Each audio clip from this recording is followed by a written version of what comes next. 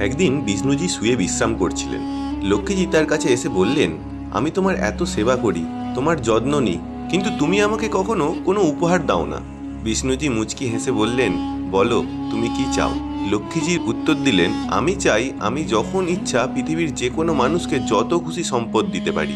বিষ্ণুজি বললেন, তাই হোক, এটাই তোমার উপহার। তবে এর সঙ্গে একটি শর্ত আছে। লক্ষ্মীজি জিজ্ঞাসা করলেন, কি শর্ত? বিষ্ণুজি বললেন, তুমি যত খুশি সম্পদ দিতে পারো, কিন্তু আমি যখন ইচ্ছা তা ফিরিয়ে নিতে পারি। লক্ষ্মীজি রাজি হলেন, আর এই খবর চারিদিকে ছড়িয়ে পড়ল। এই কথা সরস্বতীর কানে পৌঁছালো। তিনি ভাবলেন, লক্ষ্মীজি উপহার পেয়েছেন আর আমি কিছু পেলাম না, এটা তো ঠিক নয়। তিনি বিষ্ণুজির কাছে গিয়ে বললেন, আপনি লক্ষ্মীজিকে উপহার দিয়েছেন, আমার উপহার কই? বিষ্ণুজি ভাবলেন, সরস্বতীর কথা তো সত্যি। তিনি বললেন, তুমি যা চাও বলো। সরস্বতীজি বললেন, আমি যা চাই তা লক্ষ্মীজির উপহারের চেয়ে উৎকৃষ্ট হতে হবে। বিষ্ণুজি হেসে বললেন, ঠিক আছে, আমি তোমাকে এই বর দিচ্ছি, তুমি পৃথিবীর যে কোনো মানুষকে যত ইচ্ছা জ্ঞান দিতে পারবে, আর আমি সেই জ্ঞান কখনো ফিরিয়ে নিতে পারবো না।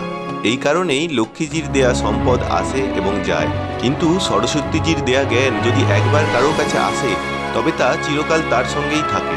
বন্ধুরা, এই তথ্যটি ভালো লাগলে মন্তব্যে তোমাদের মতামত জানাবো, আর আমাদের চ্যানেল সাবস্ক্রাইব করে আমাদের পাশে থাকো।